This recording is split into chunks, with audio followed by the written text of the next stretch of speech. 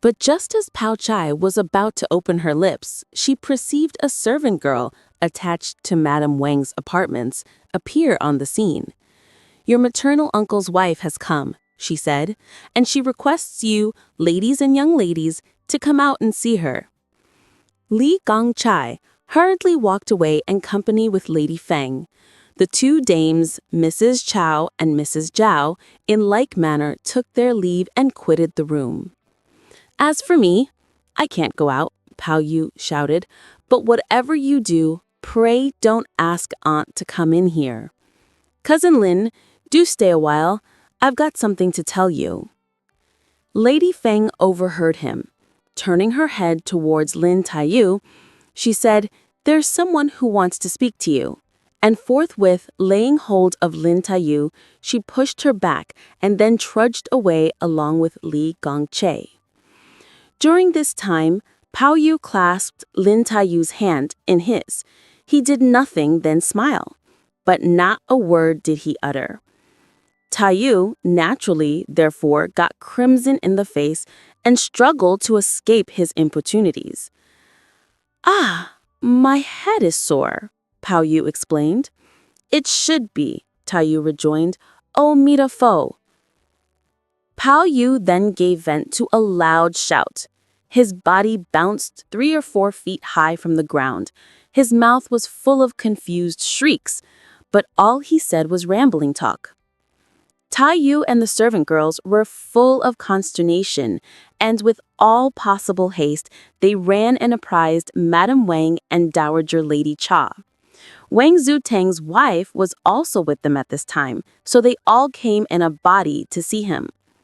Pao Yu behaved more and more as if determined to clutch a sword or seize a spear to put an end to his existence.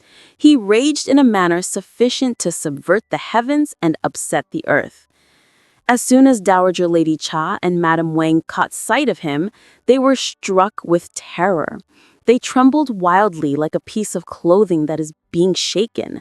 Uttering a shout of "my son" and another of "my flesh," they burst out into a loud fit of crying. Presently, all the inmates were seized with fright. Even Judge Sa, Madame Heng, Jag Cheng, Jia Zhen, Jia Len, Jia Rang, Zhao Rang's wife, and the mistresses of the household, whether high or low, and the servant girls and married women too, rushed into the garden to see what was up. The confusion that prevailed at the moment was like entangled flax. Everyone was at a loss what to do. When they espied Lady Feng dash into the garden, a glistening sword in hand, and tried to cut down everything that came her way, ogle vacantly whomsoever struck her gaze, and make forthwith an attempt to dispatch them. A greater panic than ever broke out among the whole assemblage. But, placing herself at the head of a handful of sturdy female servants, Rui's wife precipitated herself forward, and clasping her tight, they succeeded in snatching the sword from her grip and carrying her back into her room. Pinger, Fenger, and the other girls began to weep. They invoked the heavens and appealed to the earth. Even Jia Cheng was distressed at heart. One and all at this stage started shouting, some one thing, some another. Some suggested exorcists. Some cried out for the posture makers to attract the devils. Others recommended that Chong, the Taoist priest of the Yu Hang Temple, should catch the evil spirits. A thorough turmoil reigned supreme for a long time. The gods were implored, prayers were offered, every kind of remedy was tried, but no benefit whatsoever became visible. After sunset, the spouse of Wang Zutang said goodbye and took her departure. On the ensuing day, Wang Zutang himself also came to make inquiries. Following closely upon him arrived in a body messengers from the young Marquess Shai, Madame Heng's young brother, and their various relatives to ascertain for themselves how Lady Feng and Pao Yu were progressing. Some brought charm water, some recommended bonzens and Taoist priests. Others spoke highly of doctors. But that young fellow and his elder brother's wife fell into such greater and greater stupor that they lost all consciousness. Their bodies were hot like fire. As they lay prostrate on their beds, they talked deliriously. With the fall of the shades of night, their condition aggravated so much that the matrons and servant girls did not venture to volunteer their attendance.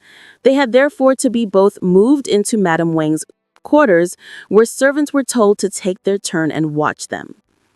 Dowager Lady Cha, Madame Wang, Madame Heng, and Mrs. She did not budge an inch or a step from their side. They sat around them and did nothing then cry. Jia Se and Jia Chang, too, were a prey at this juncture lest weeping would upset Dowager Lady Cha. Day and night, oil was burnt and fires were, mindless of expense, kept alight. The bustle and confusion was such that no one, either master or servant, got any rest. Jia Se also sped on every side in search of Buddhist and Taoist priests, but Jia Chang had witnessed how little relief these things could afford, and he felt constrained to dissuade him from his endeavors. The destiny of our son and daughter is entirely dependent upon the will of heaven, and no human strength can prevail. The malady of these two persons would not be healed even if every kind of treatment was tried, and I feel confident that it is the design of heaven that things should be as they are. All we can do is allow it to carry out its purpose. Jia Se, however, paid no notice to his remonstrances and continued as hitherto to fuss in every imaginable way. In no time, 3 days elapsed. Lady Fang and Pao Yu were still confined to their beds. Their very breaths had grown fainter. The whole household therefore unanimously arrived at the conclusion that there was no hope, and with all dispatch they made every necessary preparations for the subsequent requirements of both their relatives.